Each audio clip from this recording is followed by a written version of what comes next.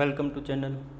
વિદ્યાર્થી મિત્રો, આપણે આજે ધોરણ 9ની અંદર એક નાનકડો એવો પાઠ, પણ એવો તમને પરીક્ષામાંથી વધારે એવા પ્રશ્ન પૂછાય એવો પાઠ છે.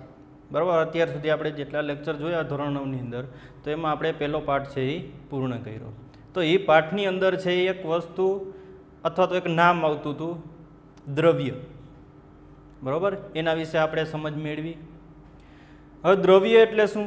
એટલે કે પદાર્થ. પણ પદાર્થ છે એ શેનો બનેલો છે? બરાબર. પદાર્થ છે એ શેનો બનેલો છે? એવો કોઈને પ્રશ્ન થયો? દાખલા તરીકે તમે રોજ ખોરાક ખાવ છો, બરાબર. દાખલા તરીકે દૂધ છે, તો એક પ્રકારનો છે એ પ્રવાહી પદાર્થ થઈ ગયો. તો એ પ્રવાહી પદાર્થની અંદર એનું બંધારણ કેવું છે, એની અંદર એવું શું મટીરિયલ છે કે જેના કારણે દૂધ છે એ વ્હાઇટ દેખાય છે અથવા તો ખાવામાં છે એ મીઠું લાગે છે? એટલે કે એનું બંધારણ કેવું છે. બરાબર. ત્યાર પછી ત્રીજો પાઠ છે પરમાણુ અને અણુઓ. તો હવે મને એક પ્રશ્ન થાય છે કે પરમાણુ એટલે શું? બરાબર. તમારા આગલા ધોરણોમાં છે એ આ નામ છે એ આવી ગયું છે, પણ એનું થોડુંક ડિટેલમાં આવ્યું હોય. પણ આપણે આજે છે એ વધારે ડિટેલમાં જોવાનું છે. બરાબર. તો આપણે આજે પાઠ નંબર 4 એટલે કે પરમાણુનું બંધારણ, આના વિશે છે એ થોડોક અભ્યાસ છે એ કરવાનો છે.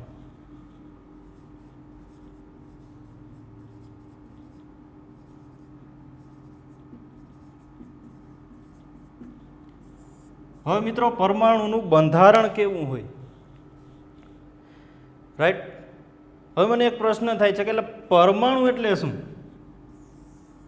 પરમાણુનું બંધારણ તો આપણે સમજશું, બરાબર, પણ પરમાણુ એટલે શું થાય? કોઈને થાય પ્રશ્ન? બરાબર. તો પરમાણુ એટલે કે જે પદાર્થ છે, બરાબર, એટલે કે જે નાનામાં નાનો પદાર્થ છે એનો બંધારણીય એકમ છે. કેવો એકમ છે? બંધારણીય. એટલે કે એના બંધારણમાં નાનામાં નાનો પાયાનો એકમ. દાખલા તરીકે આપણું મોટું બધું બિલ્ડિંગ બનાવવું છે, તો એ બિલ્ડિંગનો પાયો, તો એની અંદર આપણે શું નાખતા હોય? તો કે પથ્થર છે, રેતી છે, સિમેન્ટ છે, બરાબર, લોખંડ છે, આ બધું છે એ એની અંદર મટીરિયલ નાખતા હોય છે. તે કે એની માથે છે આખું બિલ્ડિંગ ઊભું છે. તો એવી જ રીતે કોઈ પણ પદાર્થ છે એના પાયાની અંદર શું હોય છે? તો કે પરમાણુ. દાખલા તરીકે આપણું આ શરીર છે, તો શરીરનો પાયાનો એકમ શું થાય છે? તો કે કોષ છે. બરાબર. માનવ શરીરનો અથવા તો કોઈ પણ સજીવનો પાયાનો એકમ પૂછે તમને, તો તમારે શું લખવાનું? કોષ. બરાબર. આપણે આગળ બાયોલોજીના પાઠ આવશે એની અંદર છે એ આ વસ્તુ તમને ભણવામાં આવશે. ક્લિયર? હવે પરમાણુ એટલે શું? તો કે પરમાણુ એટલે પાયાનો નાનામાં નાનો પદાર્થનો છે એ બંધારણીય એકમ છે. ક્લિયર? હવે પરમાણુ વિશે છે એ ઘણા બધા વૈજ્ઞાનિકોએ છે શોધખોળ કરી કે એનું બંધારણ કેવું હોય, એની અંદર શું હોય છે. બરાબર. હવે એક આપણા ભારતીય વૈજ્ઞાનિક હતા, બરાબર, જેને એવી ધારણા આપી, એટલે કે વૈજ્ઞાનિકનું નામ છે મહર્ષિ કણાદ. તો એને એવી ધારણા આપી કે પરમાણુ જે છે એ અવિભાજ્ય છે.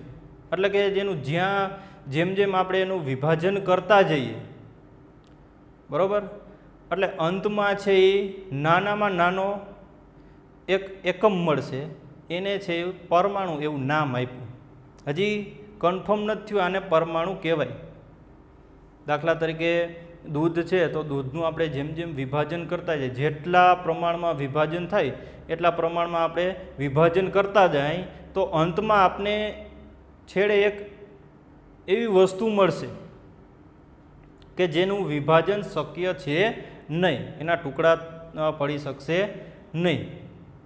તો એ વસ્તુને છે એ મહર્ષિ કણાદે છે એ પરમાણુ એવું નામ આપ્યું. ત્યાર પછી ઘણા વૈજ્ઞાનિકો આવ્યા કે જેણે પરમાણુનું છે પણ એનું પણ વિભાજન કરવાનો પ્રયત્ન કર્યો. તો એના લગતા જે પ્રશ્નના ઉકેલ મેળવવા માટે આ ચેપ્ટર છે આપણે ભણવાનું છે. એટલે પરમાણુનું વિભાજન કરી, બરાબર, તો એની અંદર શું હોય છે. ક્લિયર? હવે 19મી સદી હતી, બરાબર. આ કઈ સદી હાલે છે? તો કે 21મી. હવે 19મી સદીમાં છે એ એક પડકાર હતો, એટલે કે એક પ્રશ્ન ઊભો થયો કે પરમાણુનું છે એ કેવી રીતે રજૂ કરવું, એનું બંધારણની અંદર શું શું હોય.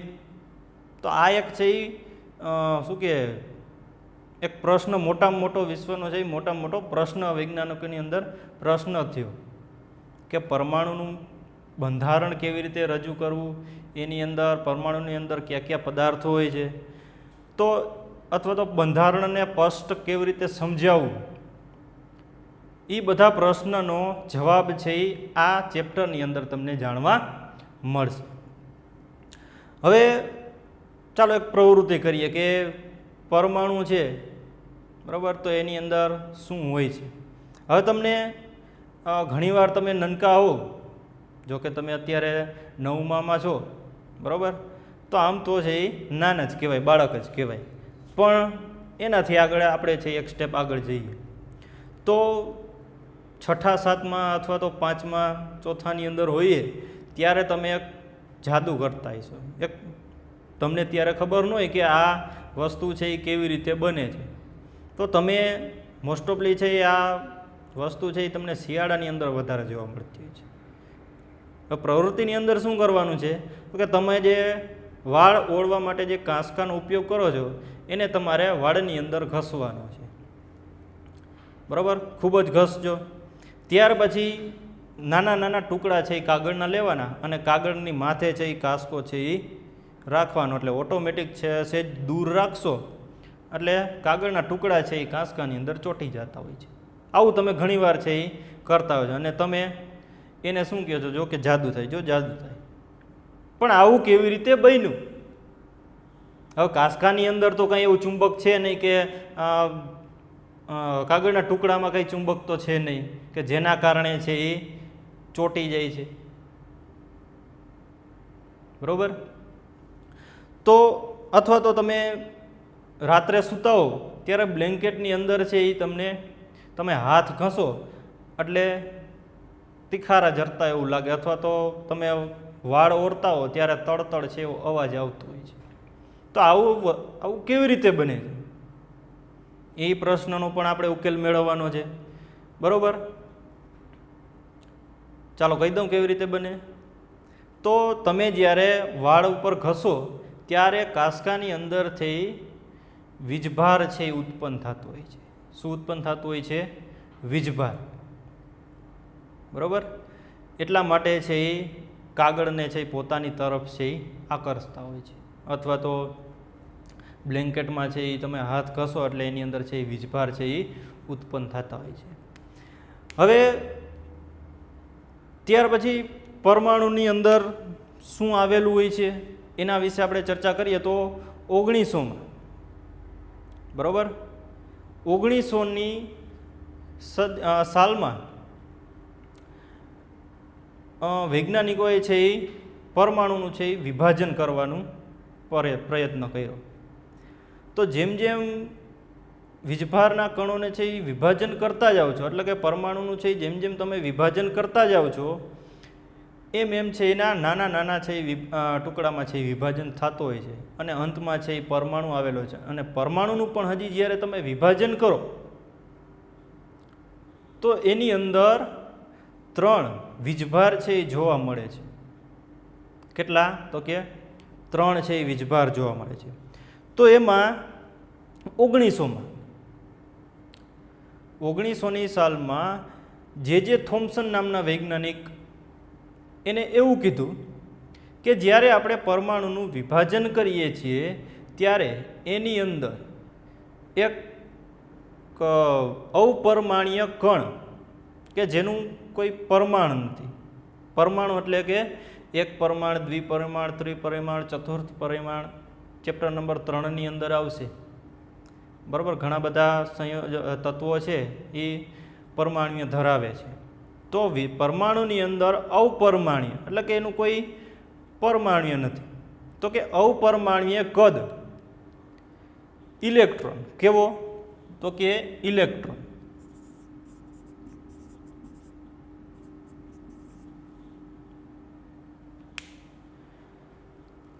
શું હોય છે? ઇલેક્ટ્રોન. પણ કયા વૈજ્ઞાનિકે શોધ કરી? તો કે જે થોમ્સન.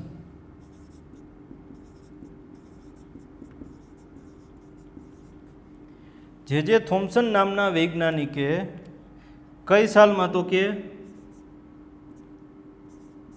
1900ની સાલમાં છે એ ઇલેક્ટ્રોનની છે એ કે પરમાણુની અંદર ઇલેક્ટ્રોન હોય છે આવું છે એને કીધું. બરાબર? કે કોઈ પણ દ્રવ્ય હોય તો એની અંદર છે એક ઇલેક્ટ્રોન હોય છે. અને મિત્રો ઇલેક્ટ્રોનને આપણે કેવી રીતે દર્શાવવાનું હોય છે? તો કે E- તરીકે, એટલે કે આ એનો સંકેત છે. આવી રીતે છે એને દર્શાવવામાં આવતો હોય છે. પણ જ્યારે 1900ની સાલમાં છે એ ઇલેક્ટ્રોન હાજર હોય છે આવું કીધું, એની પહેલાં 1886માં, કઈ સાલમાં? 1886 પ્રોટોનની શોધ થઈ ગઈ હતી. કેની? પ્રોટોન. બરાબર?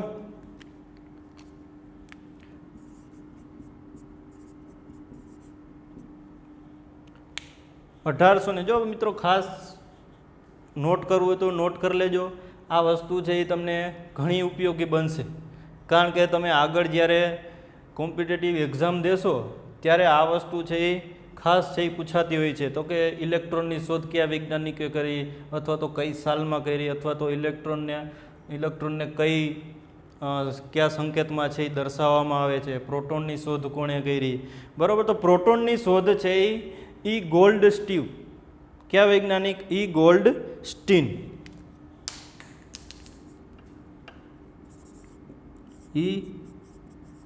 ગોલ્ડસ્ટીન નામના વૈજ્ઞાનિકે છે એ શોધ કરી. અને પ્રોટોનને આપણે કેવી રીતે દર્શાવવામાં આવે છે? P+, સ્મોલ ABCDનો P અને એની ઉપર છે એ પ્લસ તરીકે દર્શાવવામાં આવે છે. બરાબર મિત્રો? અહીંયા ઇલેક્ટ્રોન અથવા તો તમે એનોડ અને કેથોડ આવું પણ નામ છે એ સાંભળ્યું છે. જો તમારે આગલા ધોરણમાં છે એ આવ્યું છે તો, અથવા તો તમે બીજે કોઈ પણ જગ્યાએ છે તમે નામ છે એ સાંભળ્યું છે. હવે મિત્રો આને ઇલેક્ટ્રોન અને પ્રોટોનને વીજભાર તરીકે કેવી રીતે દર્શાવવામાં આવે છે? તો કે 1 - અને +1 આવી રીતે છે એ વીજભાર તરીકે છે એ દર્શાવવામાં આવે છે. ચેપ્ટર નંબર 3ની અંદર છે એ આવશે તમારે. બરાબર?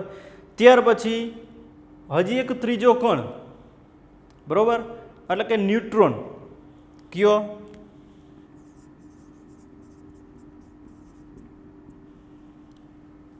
જો પરમાણુની અંદર 3 પ્રકારના છે એ વીજભાર આવેલા હોય છે: ઇલેક્ટ્રોન, પ્રોટોન અને ન્યુટ્રોન. કેટલામી સાલમાં? તો કે 1932માં. 1932માં કયા વૈજ્ઞાનિકે શોધ કરી? તો જે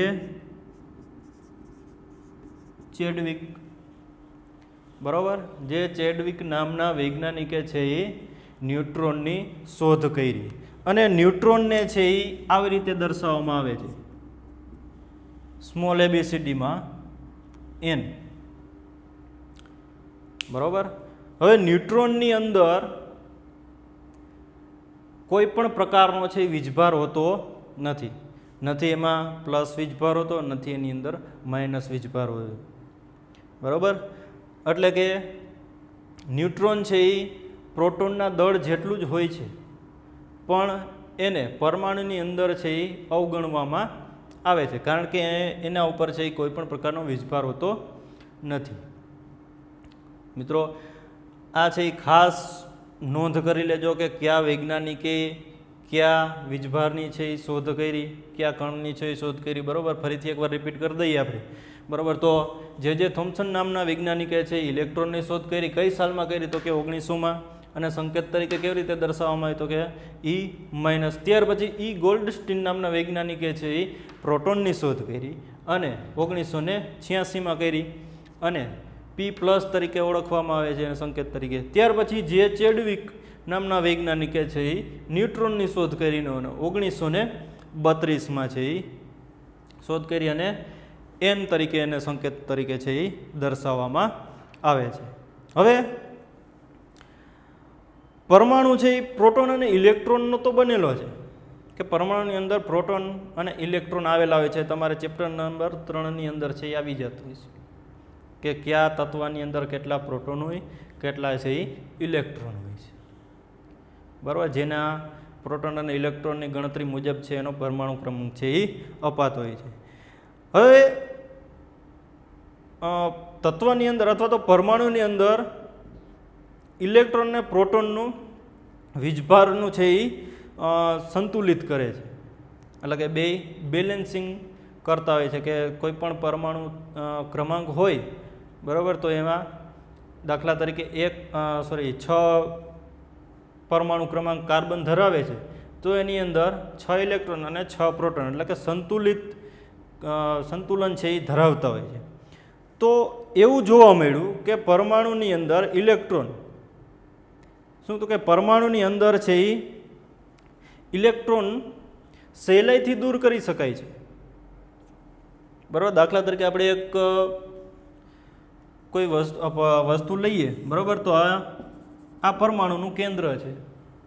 હવે એ પરમાણુના કેન્દ્રમાં પ્રોટોન છે એ અંદરના ભાગમાં હોય છે. શું હોય છે? પ્રોટોન છે એ અંદરના ભાગમાં હોય છે, પણ જે ઇલેક્ટ્રોન હોય છે એ બધા ક્યાં હોય છે?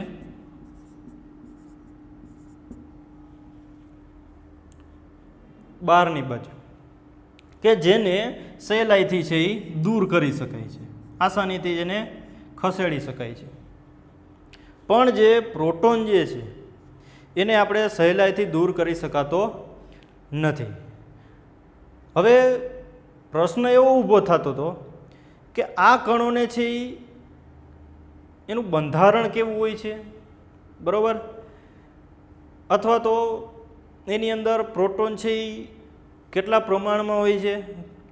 તો આ બધા પ્રશ્નના ઉત્તર મેળવવા માટે નેક્સ્ટ લેક્ચરમાં છે એ મળીશું, જે તમને પરમાણુનું પરફેક્ટ છે એ બંધારણ કેવું હોય છે બરાબર એ શીખવા મળશે. પરમાણુના મોડલ એટલે કે નમૂનાઓ શીખવા મળશે બરાબર. ત્યાં સુધી છે એ જય વિજ્ઞાન.